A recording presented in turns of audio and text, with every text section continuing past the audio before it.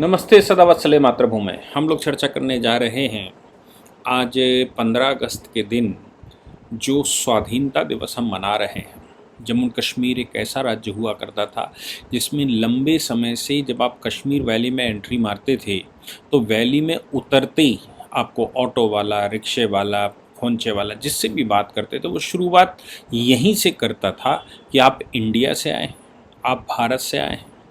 और अगर उससे उल्टा जवाब आपने मांग लिया कि क्या जम्मू कश्मीर भारत नहीं है, तो उसका जवाब होता था हाँ, जम्मू कश्मीर भारत नहीं है। ये खाड़ी में बरगलाकर लंबे समय से रखा गया। कारण ये नहीं है, कारण ये है कि जिन्ना ने जब पाकिस्तान मांगा था तो उस समय उसने माउंटबेटन से कहा कि मुझे हिंदुस्तान दे दो। आपने मुसलमानों से लिया था, मुसलमानों को दो। हालांकि ये बात सत्य नहीं है कि उस समय मुसलमानों से उन्होंने लिया था। उस समय मराठा पूरे देश में प्रवेल कर चुके थे, फिर भी बादशाह का नाम तो उसका ही चल रहा था, मुग़लों का ही चल रहा था।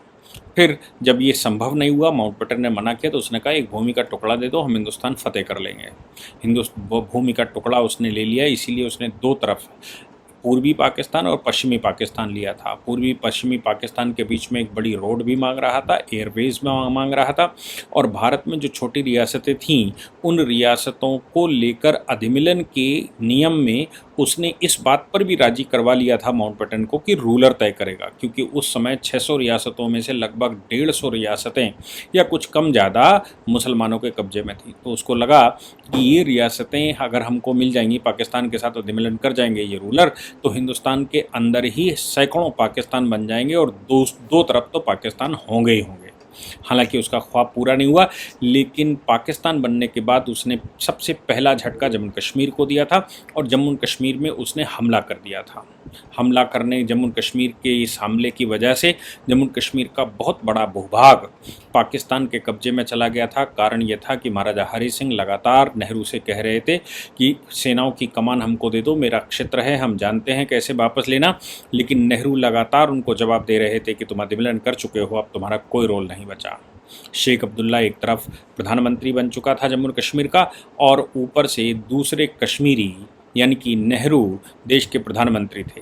नतीजा निकला कि बेड़ा गर्क हो गया और जम्मू कश्मीर के 2,22,000 स्क्वायर किलोमीटर में से लगभग 1,01,000 स्क्वायर किलोमीटर ही हमारे पास बचा। कुछ चाइना के कब्जे में गया तो कुछ पाकिस्तान के कब्जे में गया। ये उसकी पॉलिसी थी। जब वो परोक्ष युद्धों में 65 का युद्ध तो उसने ऐसे ही कर दिया था बिना किसी कारण का, क्योंकि हम 62 का युद्ध हार चुके थे और शास्त्री जी प्रधानमंत्री बने, तो उसको लगा कि शास्त्री जी कमज़ोर प्रधानमंत्री हो सकते हैं, नेहरू मर गए हैं, और पाकिस्तान ने बिना किसी कारण के 65 का हमला कर दिया। 71 की लड़ाई उसकी अपनी वजह से हुई और फिर कारगिल में भी उसने मुँह की खाई। इसके बाद उन्होंने अपरोक्ष युद्ध छेड़ दिया और उस अपरोक्ष युद्ध में भारत में रह रहे मुसलमानों को भड़काना, इस्लाम के नाम से भड़काना और इस्लाम के नाम से भड़का कर गृह युद्ध करना, ताकि उसको अवसर मिले और वो हिंदुस्तान पर हमला कर दे। अच्छा सौभाग्य है पाक हिंदुस्तान का कि मोदी जी जैसा हमको प्रधानमंत्री मिल गया, और मोदी जी ने सबसे पहले पूरे वर्ल्ड में यात्राएं करके पाकिस्तान को पैदल करवा दिया। पाकिस्तान जिस भीख के जरिए चल रहा था वो भीखें ज़्यादातर देशों ने बंद कर दी पाकिस्तान के, और परिणाम हम सब देख रहे हैं कि भारत की इकोनॉमी जैसे जैसे ग्लोबल बढ़ती चली गई, मोदी जी का विकास जैसे जैसे संसार को दिखता चला गया, और कोविड जैसे काल में भी भारत की तरक्की स्मरणीय है। ऐसी परिस्थिति में अब देश का माहौल बदल चुका है। माहौल यहाँ तक बन गया है कि पाकिस्तान के लगभग 50% हिस्से पर ब्लैक डे मनाया गया 14 अगस्त को। हम सब जानते ही हैं कि पहले हिंदुस्तान को काटकर पाकिस्तान बनाया गया, तब हिंदुस्तान को मुक्त किया गया। पाकिस्तान 14 अगस्त की रात को बना और हिंदुस्तान को स्वतंत्रता के नाम से या स्वाधीनता के नाम से 15 अगस्त को मिला। 14 अगस्त के दिन जम्मू कश्मीर, पाक ऑक्युपाइड जम्मू कश्मीर, मीरपुर, मुजफ्फराबाद में बहुत बड़े प्रदर्शन हुए, गिलगित बाल्टिस्तान में प्रदर्शन हुए और पूरे बलूचिस्तान में प्रदर्शन हुए। इन स्थानों को ब्लैक डे के रूप में मनाया जा रहा है। आप समझ सकते हैं कि पाकिस्तान है ही कितना बड़ा। अगर पाकिस्तान के पूरे खित्ते में से 3.5 लाख स्क्वायर किलोमीटर का क्षेत्र, जिस पाकिस्तान के पास लगभग 9.25 लाख स्क्वायर किलोमीटर का क्षेत्र है, उसमें से अगर आप 3,45,000 स्क्वायर किलोमीटर बलूचिस्तान निकाल दीजिए, फिर खैबर पख्तूनख्वा निकाल दीजिए। खैबर पख्तूनख्वा में इस समय अफ़गानिस्तान अपना उधम मचाया हुआ है, उसका कहना है कि पख्तून रहते हैं उस पर, इसलिए उसका हिस्सा है।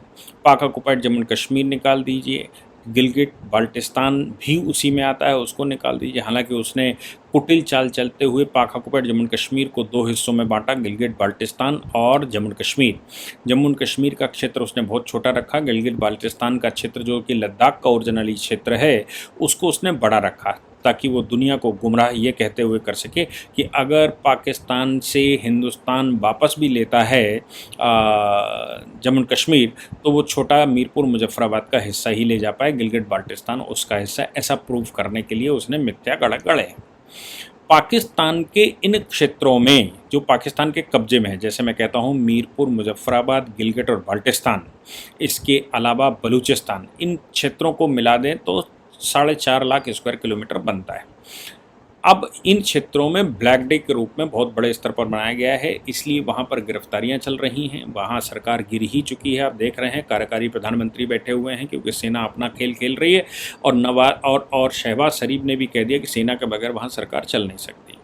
इधर दूसरी तरफ भारत की बात आती है तो भारत की जो प्रोग्रेस रिपोर्ट है उसको देखते हुए जम्मू कश्मीर में जब से एलजी के रूप में मनोज सिन्हा साहब गए हैं, तब से जम्मू कश्मीर और था आर्टिकल 370 जब हटाया गया उस या डाइल्यूट किया गया, 35A हटाया गया, जम्मू कश्मीर का कॉन्स्टिट्यूशन ख़त्म किया गया और वहाँ पर जो मोनोपोली थी पॉलिटिशियंस की वो ख़त्म की गई, तो फिर वहाँ जो विकास की बयार आई वो देखने लायक है। यही कारण है कि आप सोच कर देखो कि एक आतंकी का भाई रईस मट्टू वो तिरंगा फहराता है और तिरंगा फहराते हुए वो कुछ घोषणाएं करता है। एक आतंकी लश्कर तैयबा का जावेद मट्टू जो 2009 में जिसने जैसे वो लश्कर तैयबा जोड़ा था और उसके बाद उसने कई एक आतंकी घटनाओं में ऐसा कहा गया कि उसका सहयोग रहा।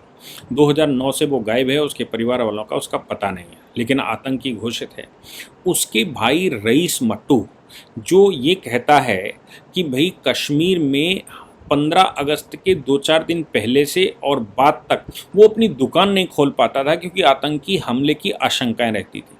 14 अगस्त के दिन वो अपनी दुकान खोल कर बैठा था।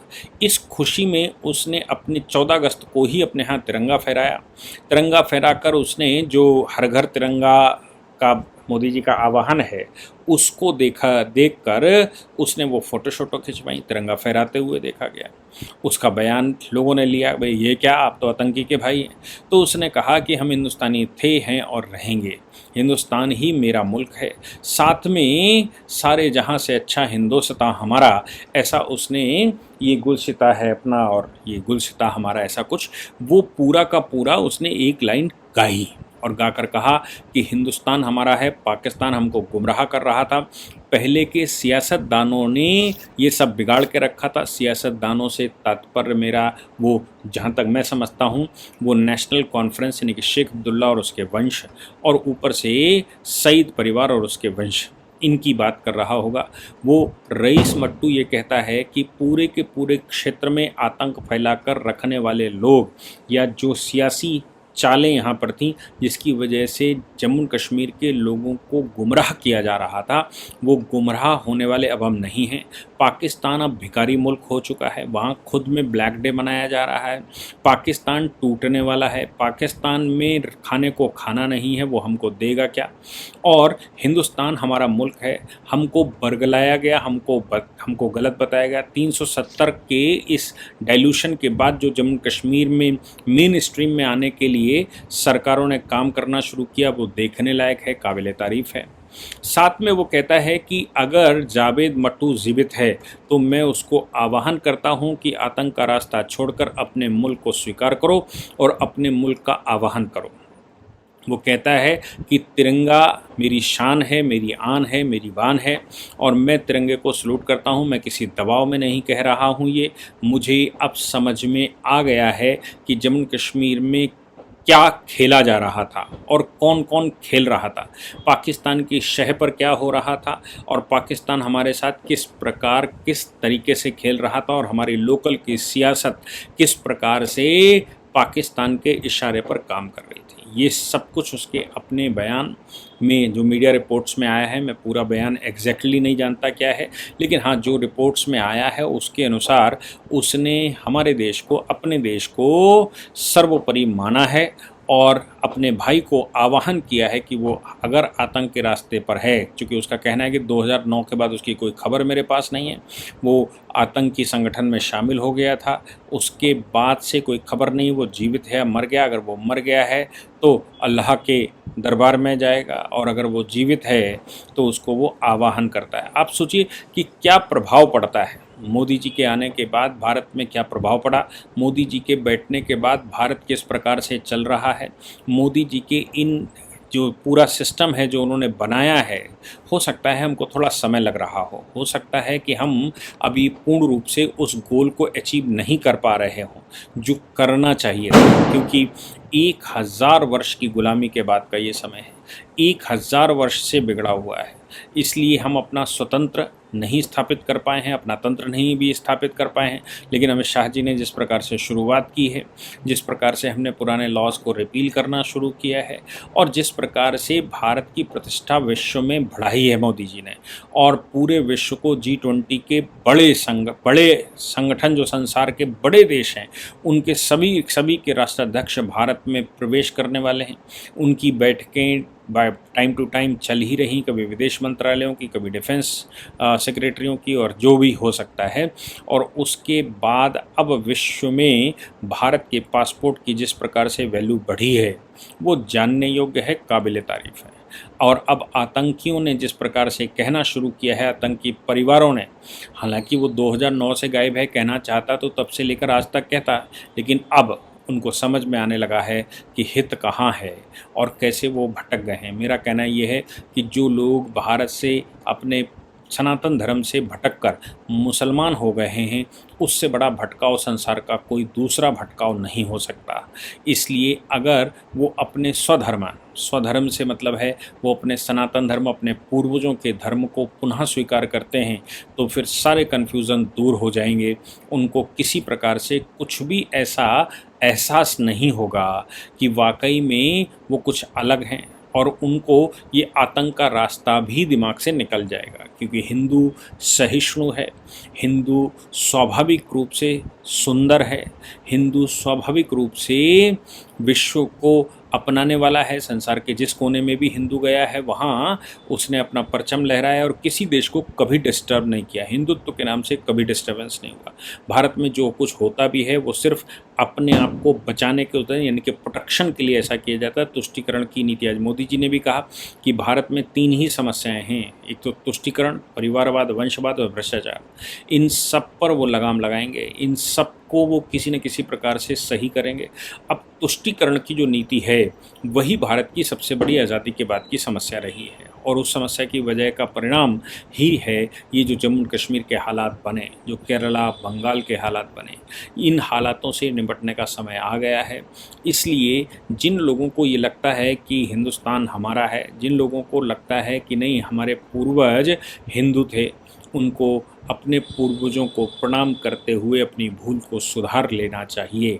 अगर वो अपनी भूल को सुधार लेते हैं तो मुझे लगता है कि इस प्रकार के जो कन्फ्यूज़न्स हैं, जो आतंकवाद बढ़ में जाने के कारण हैं, वो सब स्वतः समाप्त हो जाएंगे। जय हिंद, जय भारत, वंदे मातरम।